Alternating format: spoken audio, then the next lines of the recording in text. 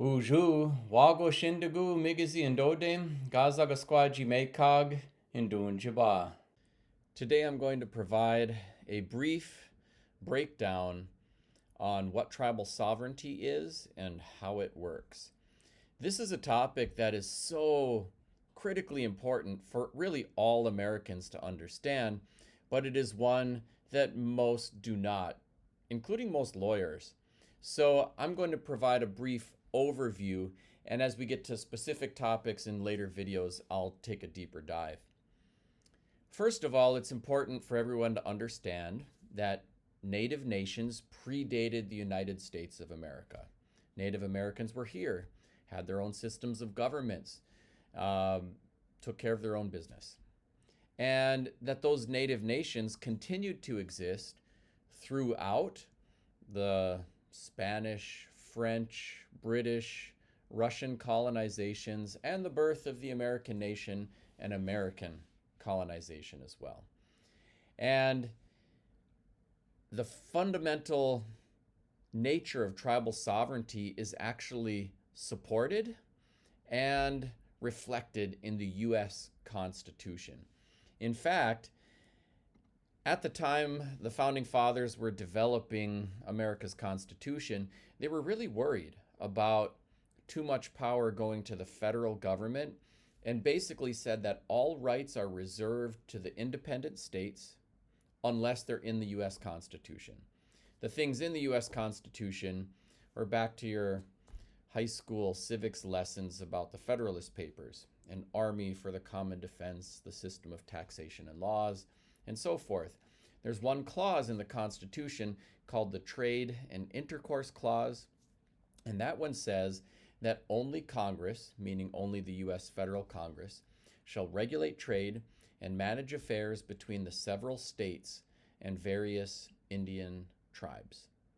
So that specific mention of Native people ends up being very significant when we look at the nature and function of tribal sovereignty. Essentially, what it meant was that state governments have no authority to do anything to tribal sovereignty, and that tribal governance really can only be dealt with by the U.S. federal government, not by states. That ends up being quite significant when you flash forward to the present time and wonder, how come a state like Florida, which has a law that says gaming and gambling is illegal except for Powerball, pull tabs, and church bingo, how come that law does not apply to Native Americans? And the reason is that state laws do not control everything happening on an Indian reservation. And there's more, and I'll provide a separate talk about all of the legal cases and the laws that were then passed afterwards that had things to do with the gaming industry. At this point in time, it's just important to understand that states had no authority over tribes. There were a number of legal tests to tribal sovereignty throughout the years. One of the first and most famous actually occurred in the 1830s. John Marshall was a justice for the United States Supreme Court, and there were three significant cases that had to do with tribal sovereignty that came before the U.S. Supreme Court. And those cases were Cherokee Nation versus Georgia, Worcester versus Georgia, and State versus George Tassels. I won't break down all of those cases, but the fundamental things that happened were that John Marshall, who wrote opinions for the court, said that Native nations are nations. They are independent of and have a sovereignty which is superior to that of state governments. But at the same time that this seemed like a big win, a lot of the cases revolved around the sovereignty of the Cherokee Nation or things related to that. And the Cherokee had never fought a war with the United States government. They could not be held as prisoners of war or moved out of the area as the U.S. Army might do to POWs and things like that. But the issues really were that the state of Georgia, a state government, wanted to relocate the Cherokee. And the U.S. Supreme Court said they have no authority to do so because a territorial or state government has no authority over Indian affairs. Only the U.S. federal government could do that. But in this support for tribal sovereignty, John Marshall also coined this famous term of domestic, dependent nation. And what it implied was that native nations are nations that predated the United States and continue to exist today, but they are domestic within US borders. They are dependent, and he even used this paternalistic language, like little red children to their great white father. And ultimately, it created further questions which would later have to be addressed by the court. Now, in spite of the fact that the Cherokee won their cases, Andrew Jackson, who was president of the United States at the time, said, well, John Marshall made his ruling. Let him enforce it. Hey, Georgia, go ahead and move those little red devils anyways. And the militia in Georgia rounded up the Cherokee and started the Trail of Tears. Thousands of people perished. For that action, defying the ruling of the United States Supreme Court, Andrew Jackson should have been impeached instead of put on your $20 bill and lauded as the founder of modern populist democracy. So the experience of the Cherokee did not show their powerful sovereignty, but the law did. And later on, this would be tested many times, even up to the present time, and has affirmed that native nationhood is superior to that of state sovereignty with regard to a whole variety of topics. For the next 50 years, there were very few cases that actually had a lot to do with native stuff. But in spite of the fact that the sovereignty of native nations was in the U.S. Constitution, also the treaty clause in the U.S. Constitution, which said treaties are, quote, the supreme law of the land, and, are something that the United States must honor, of course that's not what happened.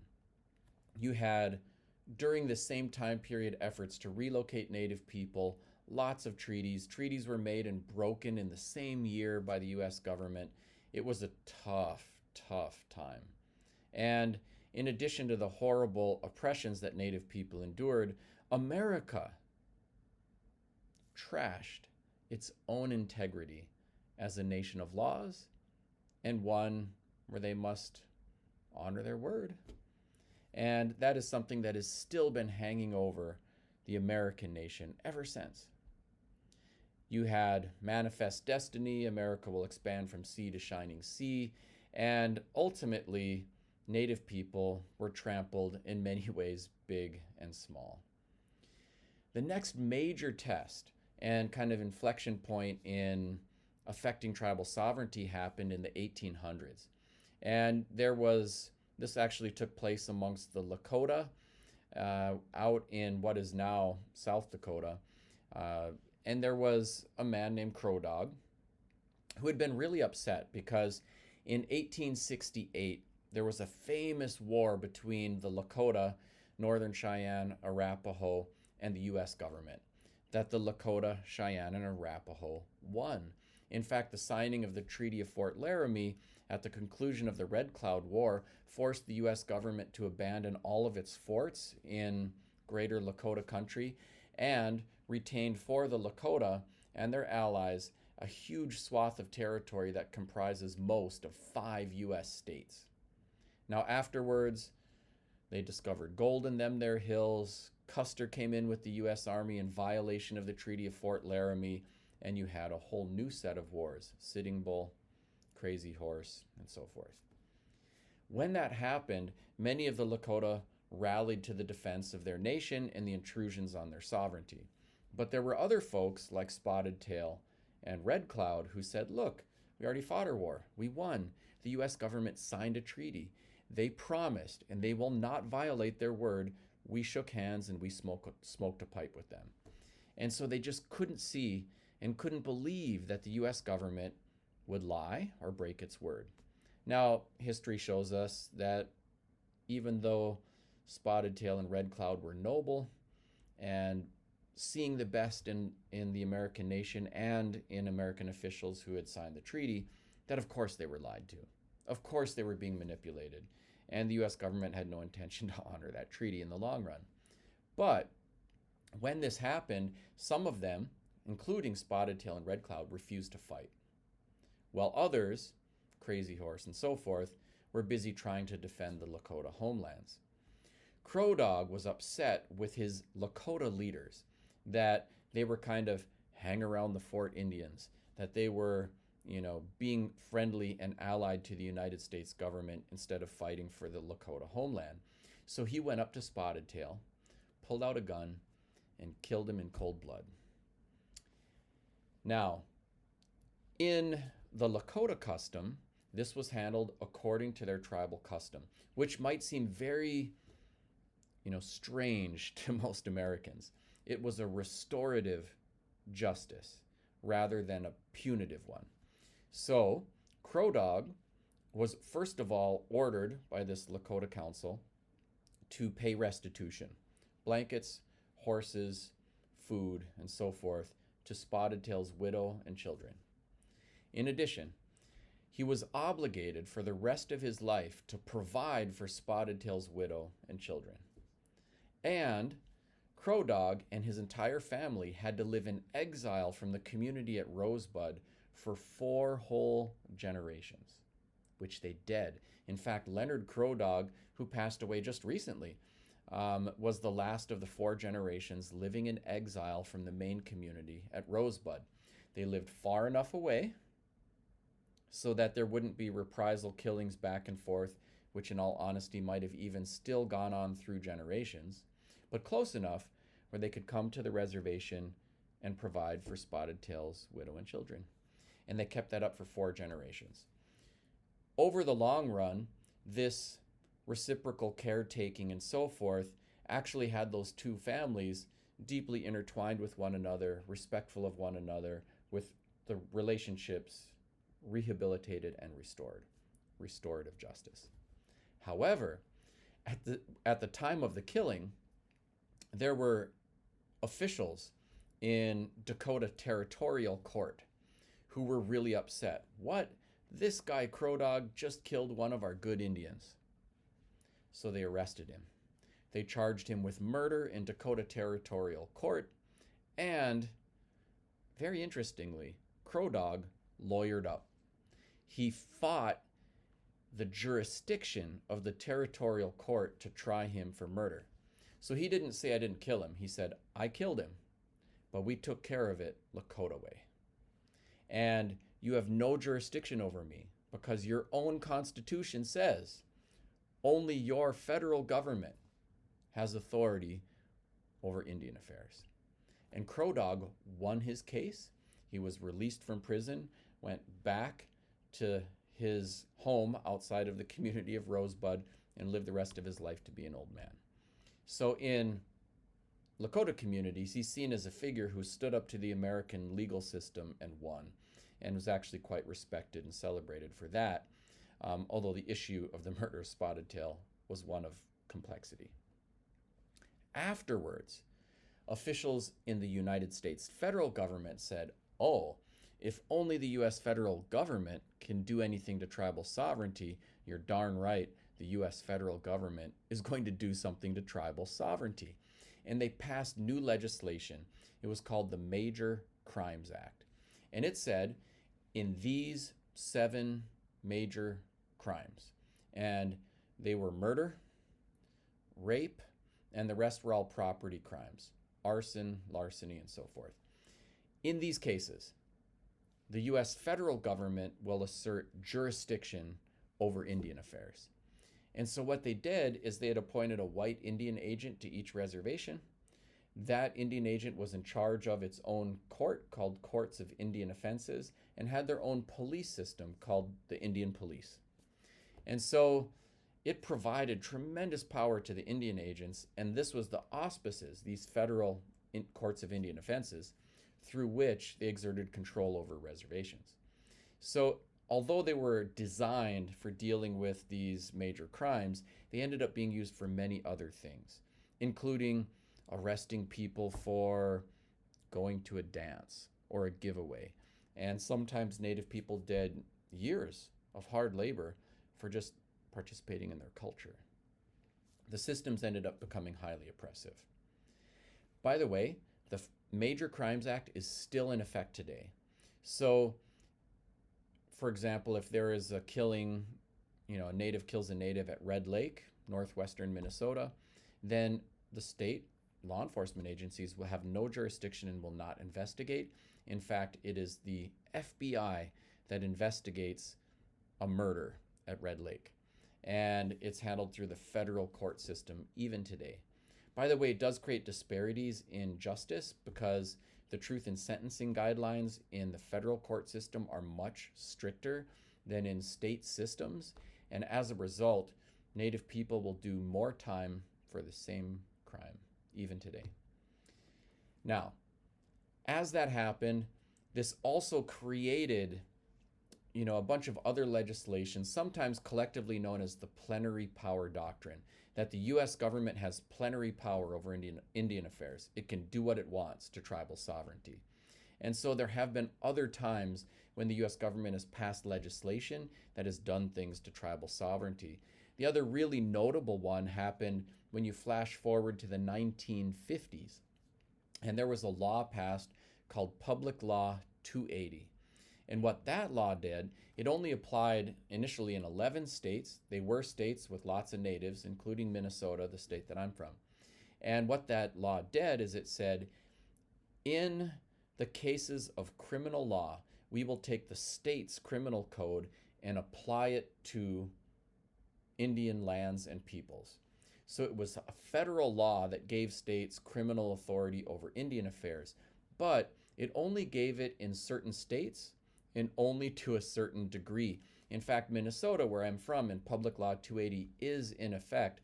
The reservation at Red Lake was immediately exempted from Public Law 280, and in 1975, the Boys Fort Reservation, also in Minnesota, was exempted from Public Law 280. So as a result, in those places, you just have the Major Crimes Act, and the tribes manage all other criminal affairs through their tribal court. So the end result is that the jurisdictional stuff ends up being a little complicated. You have to look at each state and see, does Public Law 280 apply? Are any reservations exempted? And then you can tell if it's just the Major Crimes Act that is affecting jurisdiction on reservations, or if state jurisdiction is in effect. It is complicated, and it is also, not equitable. So Leech Lake, where my family's from, if there's a murder there, unlike at Red Lake where you'd have the FBI investigate, that would be a matter of state jurisdiction. So you'd have county law enforcement agencies that would do the investigations, and you'd go through county court systems and things like that, or state court systems. So all of that creates a level of complexity to tribal sovereignty, but this is the jurisdictional quagmire that we are in right now. It creates other problems and questions. So, for example, tribes do have, civil jurisdiction over their own people, and criminal jurisdiction, only limited by Public Law 280 or the Major Crimes Act, depending on where you're at and if Public Law 280 is in effect. However, tribes do not have lots of jurisdiction over non-tribal members. So as a result, one of the issues that we had was that most crime in America is white on white, black on black, and so forth, but there are exceptions, including crimes of sexual violence directed at Native women, which are predominantly perpetrated by white men. So as a result, what you get is white men who can rape a Native woman, and the tribe has no jurisdiction to arrest him, try him, convict him, or incarcerate him. However, if it's at a place like Red Lake, well, there are no state law enforcement agencies that have jurisdiction on the reservation either. And so there's this jurisdictional loophole, which meant that Native women were extremely vulnerable. And it's not just Native women, it's in many different contexts. That particular piece was especially onerous because it's such a prevalent form of violence that Native women have experienced. However, There has been recent federal legislation designed to try to address those loopholes. It's called the Violence Against Women Act, which would provide mechanisms by which tribes can assert jurisdiction, over non-tribal members, in this case, for the specific purpose of protecting Native women. And that legislation, for its initial years, required a constant reauthorization by Congress, and it was usually held up in political fights between Republicans and Democrats, some of whom, typically the Republicans, did not want to see any support of tribal sovereignty, because that sovereignty could also be used to block pipelines and things like that. More recently, the sunset clauses were removed, but the jurisdictional issues still need a lot of address in public policy and interagency cooperation between various law enforcement agencies to provide for the safety of Native people. Those are just some of the legal things that have come out of America's complex Native American legal status. Today, these things affect people's lives in many ways and need and deserve our continued attention. Ultimately, what we are seeing is that tribal governments are trying to reassert and assert more effectively their own legal authority, financial growth, and political sovereignty, which I do believe is something everyone in America should support. And we should all understand. It's important for the vitality of Native nations, but it's also important for all of America. After all, America signed these treaties.